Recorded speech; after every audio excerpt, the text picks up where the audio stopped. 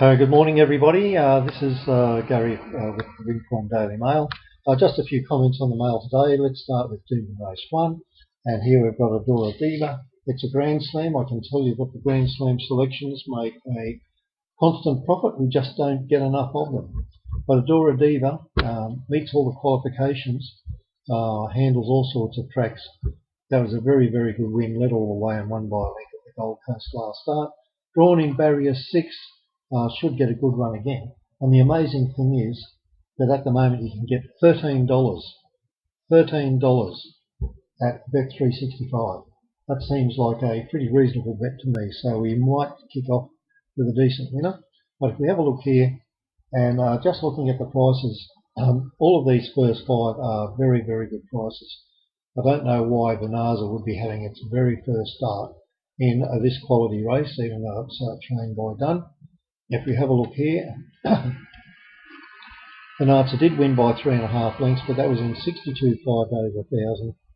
The going was soft at the Gold Coast, but still 62.5, not much better than Cantering really.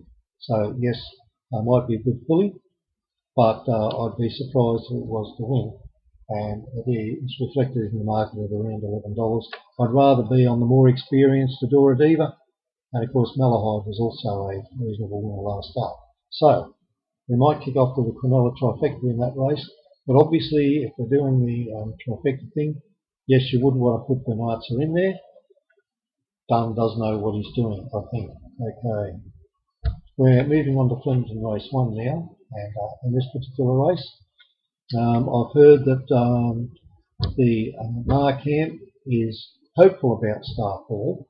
It was a very good winner, 3.8 lengths at Ballarat. That was on the 3rd of June. Certainly nothing wrong with that. It comes into the city at this stage. But when you're looking at Scottish Road, it was a good third last start, and I think it'll be suited by the extra distance, no doubt about it, as a matter of fact. And a real success. It does qualify under our Windform handicap system, but it could only run third last start, which to me is a slight worry.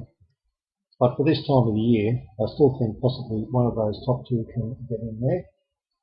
And you'll find that the prices are quite okay. They're both around the $6 mark.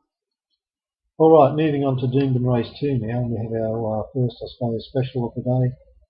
Granny Red Shoes was a very good winner of the Sunshine Coast in better class. Last start, came from 9th on the turn to win by a couple of lengths.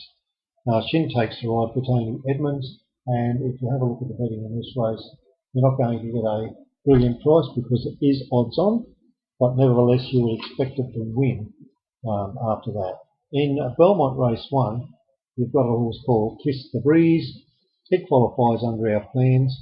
It failed at its second run after a spell last time, and we don't actually know what went wrong with that. But before that was 2 wins in a row, and certainly would be hard to beat today, and not too badly treated, only carrying 57.5 there. Okey-dokey.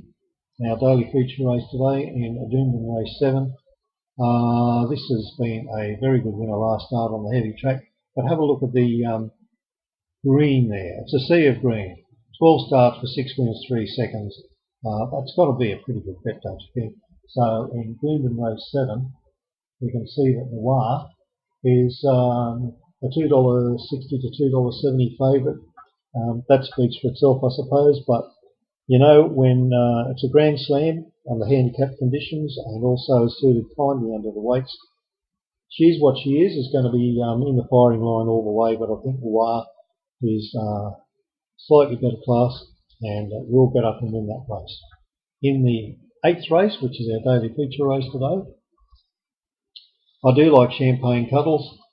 Champagne Cuddles also qualifies for us. She's a set weight special for us, and they do happen to win over the year. So it's been such a good run in the last couple of runs. So third there to Impending, and look, only beaten 1.4 lengths. I did have money on that. Also had money on the second horse. It didn't help me though. Last start was on the heavy track. Finished a good third to Santa Ana Lane. I would think it's easily the class filly in this race.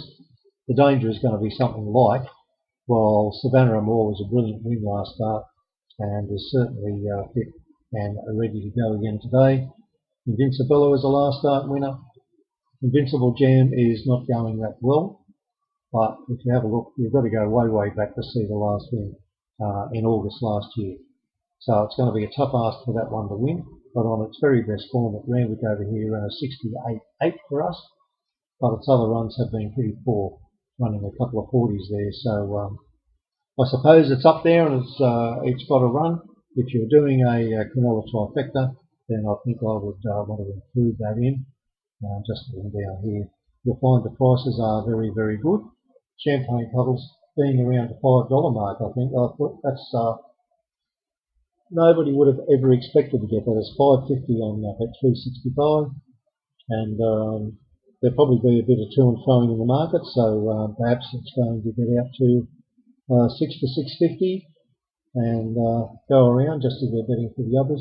Savannah Amore, I think, is a very good price. You've got to remember this is a multi-group one winner, Savannah Amore. Matter of fact, the owners knocked back an offer of $1 million for her earlier this year. They're holding out. They expect her to win. And, well, plenty of room in there to back more than one runner, and certainly a good chance of getting a canola trifecta there. Okie doke, you go to Belmont Race 4. We have a horse here, Fabagino, and if you have a look at the price for that one in Belmont Race 4, it's going to be 2 to 1 on. Well, what would you expect? 4 wins in a row.